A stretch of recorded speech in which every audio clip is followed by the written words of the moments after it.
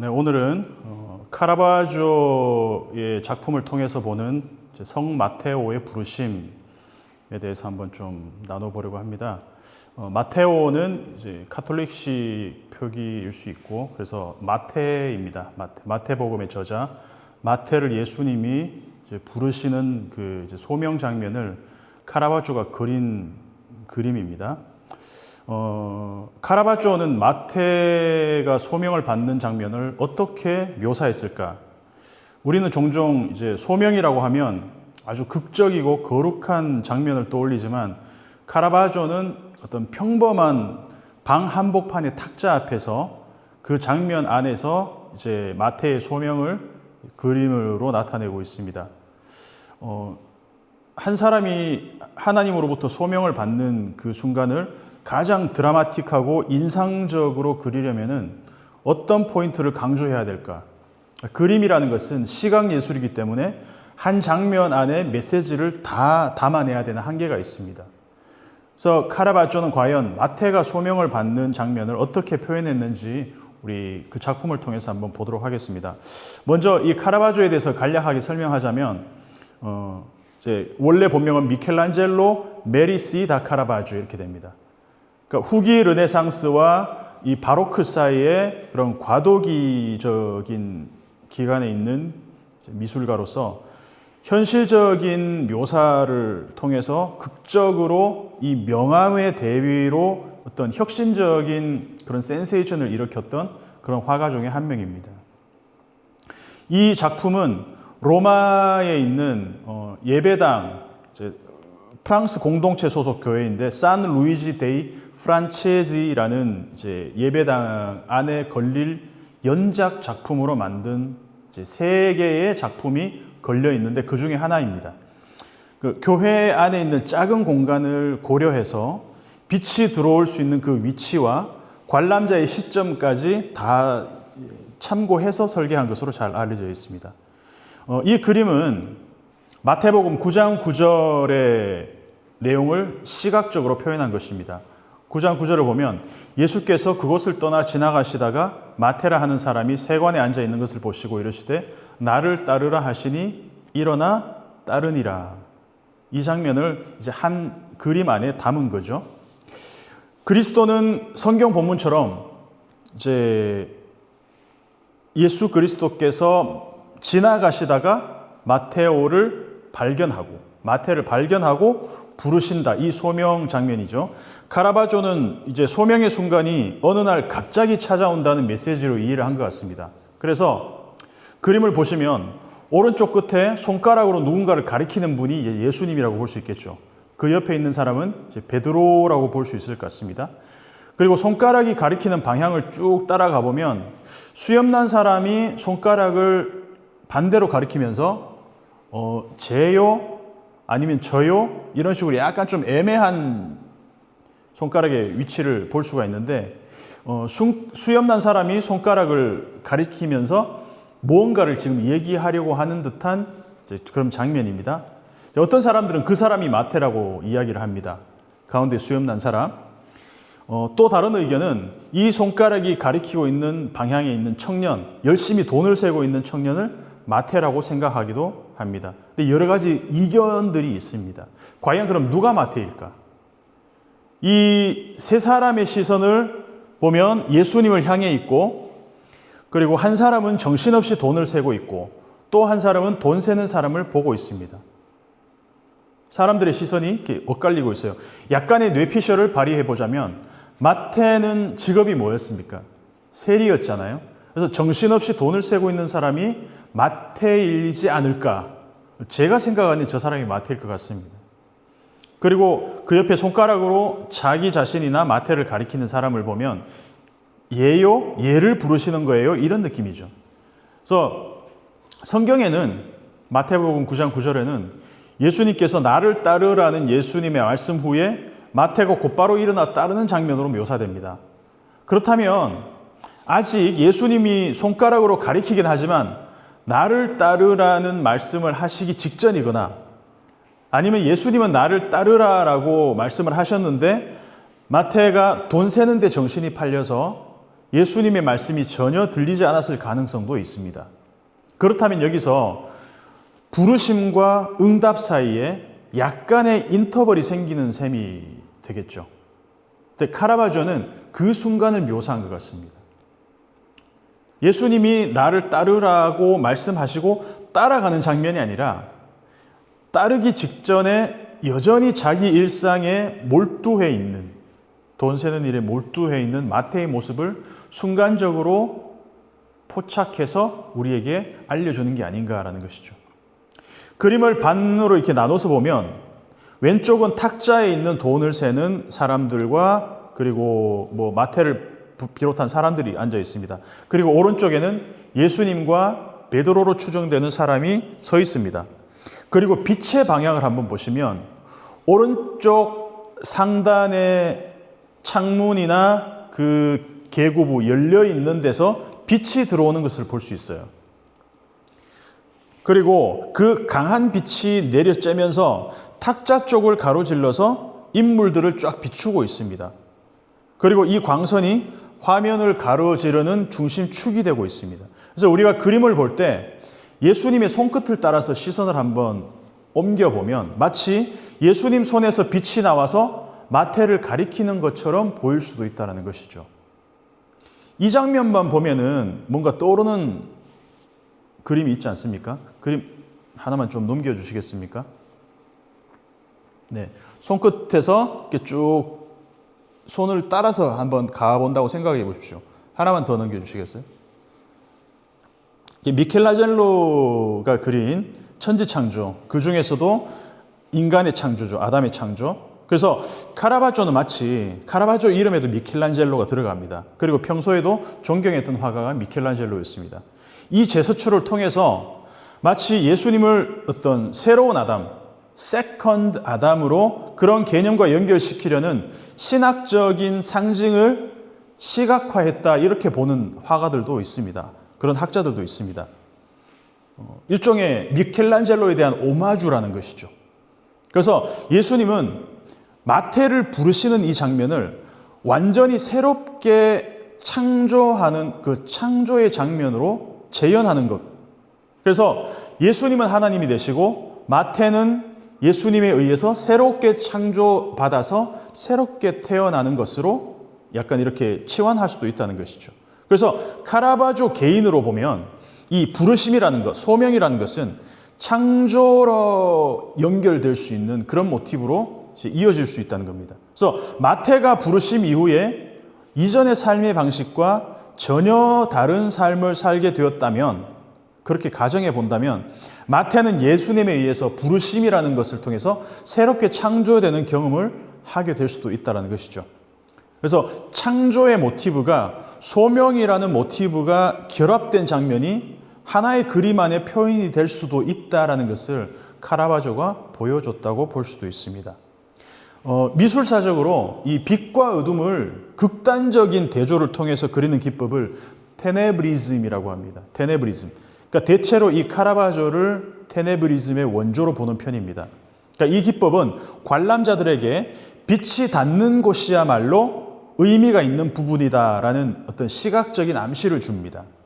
창세기 1장에서 빛이 있으라라는 선포가 마태를 부르시면서 나를 따르라라는 그 현장과 소명의 현장과 창조의 현장을 겹쳐 보이게 하는 것이죠. 이 현장에서 지금 창조가 일어나는 것입니다. 그래서 여전히 지금 그림에는 빛과 어둠이 공존하고 있습니다. 앞에 그림으로 좀 넘겨주세요. 다시 말해서 부르심과 그 부르심에 응답하는 사이에 약간의 시간차가 존재한다는 것이죠. 그리고 손가락 끝을 보면 예수님이 가리키는 방향이 완전히 한 사람을 명확하게 가리키는 것이 아니라 이 사람도 될 수 있고 저 사람도 될 수 있는 여러 가지 열린 어떤 가능성을 우리에게 보여주고 있습니다. 미켈란젤로의 그림에서는 하나님의 손가락이 아담의 손가락과 거의 맞닿을 듯이 닿아 있습니다. 반면에 카라바조가 표현하는 그림을 보면 부르심의 대상으로 지목되는 사람이 이 사람, 내가 마태가 될 수도 있고 저 사람, 당신이 마태가 될 수도 있는 여러 가지 가능성을 열어두고 있다라고 저는 생각을 한번 해볼 수가 있을 것 같아요. 그래서 이 그림에서 마태가 예수님을 따라가는 장면은 없습니다. 그림은 한 장면으로만 묘사되기 때문에 그런 장면이 없습니다. 하지만 성경에서는 마태가 예수님을 따랐다라고 나오잖아요. 그래서 우리는 이 그림의 다음 장면을 얼마든지 추측해 볼 수 있는 영역이 생깁니다. 그림은 하나로 이제 끝나지만 돈을 세는데 정신이 완전히 팔려 있는 마태는 아마 이 다음 그림을 그리게 된다면 그 다음 장면은 어떻게 한번 상상해 볼 수 있을까요? 돈 세는데 정신이 팔려 있던 자신이 눈을 들어서 나를 부르는 예수님을 발견하는 거죠. 누군지 봤을 겁니다. 그리고 아마 그 예수님을 따라갔겠죠. 그래서 그림의 매력이라는 것은 보여주는 것이 주는 메시지도 있지만 이 그림 다음 장면을 상상하는, 그래서 화폭에 담겨지지 않는 것을 통해서 우리에게 보여주는 메시지도 있다는 거예요. 보여주는 것이 주는 메시지, 보이지 않는 것이 주는 메시지가 동시에 공존한다는 것입니다. 이 그림은 로마에 있는 산 루이지 데이 프란체지 교회에 걸린 카라바조의 작품 성 마테오 3연작 중에 하나입니다. 그리고 나서 가운데 있는 그림이 또 하나 있는데 이 그림은 마테가 영감을 받아서 성경을 집필하는 장면을 보여주고 있어요. 그 그림을 한번 보여주시겠습니다. 예, 요 가운데 그림입니다. 왼쪽에 있는 게 아까 봤던 그림이고 이 가운데 있는 게 마태가 영감을 받아서 이제 성경을 집필하기 위해서 영감을 받는 장면, 오른쪽에 있는 게 마테오가 순교하는 장면, 이 그림 세 개를 의뢰를 받아서 연작으로 그림을 그린 것입니다. 하나만 더, 원래 마태가 그렸던 그림은 왼쪽 그림이에요. 원래. 처음에 카라바조가 의뢰를 받아서 그린 그림은 왼쪽에 있는 그림인데 이 그림을 자세히 살펴보면 오른쪽 그림하고 차이가 있죠. 어떻습니까? 마태의 발이 이렇게 노출이 되어 있고 다리가 노출이 되어 있고 그리고 팔뚝에 막 이렇게 근육이 있습니다. 원래 돈 세는 일을 했던 사람이고 아주 좀 투박한 모습이 나타나 있어요. 그리고 뭔가 이렇게 성스러운 어떤 의복을 걸치고 있는 것도 아니고 그리고 뭔가 글 쓰는데 서툰 것 같아서 천사가 친절하게 카라바조의 손 위에 한자 뭔가를 이렇게 영감을 받아서 쓰게 하는 어떤 그런 게 보이죠. 그리고 이마를 보면 잔뜩 찌푸려져 있습니다. 미간 찌푸릴 때 어떨 때 주로 미간을 찌푸립니까? 뭔가 집중할 때. 그래서 능숙하게 글을 써오던 사람이 아니라 아주 글 쓰는데 서툰 사람으로 묘사가 되어 있다는 거죠. 그러니까 딱 봤을 때 이건 뭔가 글을 쓰는 저자의 느낌보다는 마치 처음 글을 배우는 사람의 느낌이 조금 더 강하게 난다는 것입니다. 그래서 곰브리치의 서양 미술사를 보면 이 장면을 노동자의 손을 공손하게 잡아 이끌고 있는 젊은 아름다운 천사 이렇게 묘사를 하고 있습니다.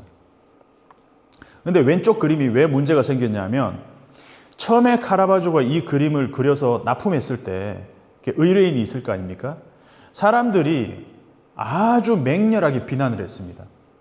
이 성인 마테오를 존경하는 마음이 하나도 없다 이렇게 돼가지고 그래가지고 불손한 작품으로 봤다는 것이죠.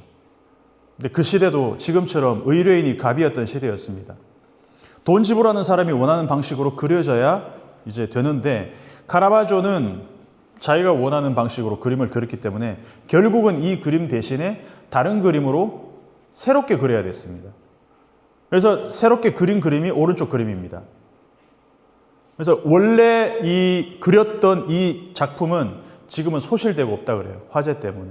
그래서 지금 남아있는 건 그냥 흑백으로 촬영된 것밖에 남아있지 않다고 그렇게 얘기를 합니다. 그러니까 오른쪽만 봐도 투박한 노동자의 모습이 아니라 머리에 이게 성인을 표시하는 어떤 이런 둥근 후광도 있고 그리고 천사도 이렇게 있고 뭔가 아주 옷도 그럴싸하게 입고 아주 능숙하고 뭔가 어떤 좀 경건해 보이는 모습으로 바뀌어져 있습니다. 그럼 카라바조는 과연 무엇을 그리고 싶었을까라는 겁니다. 그러니까 분명한 것은 카라바조는 가장 창조적인 방식으로 자신이 표현할 수 있는 범위 내에서 가장 현실적으로 성경을 풀어서 그림에 담아내고 있다는 거죠. 한순간 안에 이 성경의 이야기를, 메시지를 완전히 담아내기 위해서는 정말 강조하고 싶은 것을 담아내는 것도 중요하지만 미처 담아내지 못하는 것들을 통해서도 메시지가 전달되어야 되는 것입니다. 마태를 부르시는 장면에서 카라바조는 예수님과는 다른 데 관심이 있는 마태를 강조하고 싶었던 것처럼 보입니다. 마태의 관심사와 예수님의 관심사가 다른 것처럼 보입니다. 그리고 빛이 어둠을 향해서 빛이 있으라는 선포를 통해서 그 순간에도 여전히 빛과 어둠 사이에 공존하는, 그러니까 소명과 현실 사이를 빛과 어둠 사이의 그 간극으로 묘사를 하고 있다는 것이죠. 그래서 우리의 현실도 어쩌면 카라바조가 표현하는 이 소명의 그 현장과 비슷하지 않을까라는 것이죠. 그러니까 주님이 지금 나를 부르시는 이 순간에도 우리의 관심사는 카라바조가 표현하는 것처럼 여전히 나는 내 욕구에 충족한, 내 욕구에 충실한, 그래서 돈을 세는데 정신없이 정신이 팔려있는, 주님이 나를 부르는지도 모르는 채 내 일상의 욕구에 충실한 마태의 모습과 크게 다르지 않다는 거죠. 부르심과 욕망 사이의 이 인터벌, 그 시차가 있음에도 불구하고, 근데 궁극적으로는 우리는 이 다음 장면을 예상할 수 있습니다. 주님의 부르심을 따라 마태가 주님을 따라갔다. 그러니까 궁극적으로는 주님의 부르심이 나의 욕망을 압도했다라는 것, 우리는 그 결론을 추측해 볼 수가 있다는 것입니다. 그래서 우리가 아까 본 두 번째 그림에서 마태가 영감을 받아서 복음서를 쓰는 장면에서도 카라바조는 처음에 그릴 때 당황스러운 마태의 모습을 먼저 그렸습니다. 그러니까 평소에도 글을 쓰던 능숙한 작가가 아니라 돈을 세던 데 익숙한 세관 노동자의 팔뚝이라는 것은 이제 누가 보더라도 아주 우리의 현장과 친근한 사람의 모습으로 그렸다는 것입니다. 그런 어떤 세속에 찌든 근육질의 팔뚝조차도 카라바조는 아주 사실적으로 묘사합니다. 이런 방식을 이제 바로크라고 표현하는데, 마치 성스러움과 세속적인 것의 차이를 없애는 것 같은, 무엇이 성스러운 것이고 무엇이 세속적인 것인지 그 구분을 모호하게 하는 그런 카라바조의 생각들이 반영된 그림이 아니었을까. 물론 이제 두 번째 그림에서는 카라바조는 의뢰인의 요구를 충분히 반영해서 이제 그렸겠지만 어느 정도의 내면의 갈등이 있었을 것입니다. 그래서 결론적으로 말씀을 드리면 카라바조의 그림들 속에서 있던 성스러움과 세속적인 것의 구분이 그렇게 명확하지 않다라는 것을 우리 볼 수 있습니다.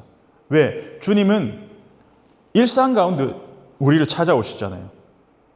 하나님이 창조하시는 것, 하나님이 부르시는 모든 것이 어떤 거룩한 하나의 장면일 수도 있겠지만 그것은 어느 날 갑자기 찾아온다는 것이죠. 내가 준비되어 있지 않은 상황에서 나는 여전히 돈을 세는데 여념이 없는, 그리고 얼마 전까지도 돈을 세는데 충실하던 나의 이 팔뚝이 어느 순간 보니까 천사의 손에 이끌려서 내가 주님의 이야기를 글로 쓰고 있는 저자가 되어 있을 수도 있다. 전혀 마태의 전공과는 상관없는 일을 하게 될 수도 있다라는 것입니다. 불쑥불쑥 찾아오셔서 나를 찾아오셨는데 당황스러움도 있지만 결국은 주님의 뜻대로 조금씩 인도하여 저 간다라는 것을 카라바조는 일상의 이 에피소드 가운데서 그것을 표현하고 싶지 않았을까. 그리고 이 의상들을 한번 보십시오. 아까 앞에 그림을 보면, 앞에 그림을 보면 좀 들어가시면, 이 의상들이 그 초대 로마 시대의 그 의상들이 아니에요. 이거는 중세 르네상스를 지난 사람들의 옷입니다. 그러니까 말하자면 옛날에 BC, AD 4년 이때의 이야기로 그림을 그려낸 것이 아니라 요즘으로 말하자면 21세기의 의상을 걸치고 있는 사람들에게 예수님이 찾아와서 불러내시는 장면으로 지금 우리의 일상에 찾아오신 예수님을 표현해내고 있다는 것입니다. 주님이 부르시는 장면, 이 소명 장면은 성경에 여러 차례 기록이 됩니다. 하나님이 모세를 부르실 때도 모세는 자기 일을 하고 있었습니다. 일상 가운데 있었습니다. 그런데 하나님이 부르셨을 때 5번이나 거절을 합니다. 근데 이런 장면을 화가들은 어떻게 표현할 수 있을까? 그리고 요나가 하나님의 소명을 받았을 때는 아예 지구 반대편으로 도망했습니다. 이런 장면은 또 어떻게 표현할 수 있을까? 그래서 우리는 성경에서 하나님이 누군가를 선지자를 부르시고 어떤 복음서 작가를 부르시고 그리고 바울을 부르시고 이런 장면들을 아주 거룩하게 담아내려고 애썼던 그런 시대도 있어요. 르네상스 그 시기. 그러나 그 이후에는 아주 일상적이고 그리고 인간적으로 부르심과 응답 사이의 이 갈등, 틈새, 기계적인 응답이 아닌 부르심은 자동적으로 응답이 아니라 거절하고 회피하고 여전히 자기 일상에 푹 빠져 있는 그런 일상 가운데서도 여전히 주님의 그 빛이 이 테네브리즘이라는 기법을 통해서 여전히 빛이 비추이고 있는 것을 현재형으로 그려내고 있는 것이 아닌가 그런 생각을 하면서 오늘 카라바조와 마태의 소명관의 어떤 그런 이야기들을 한번 엮어서 풀어내 봤습니다.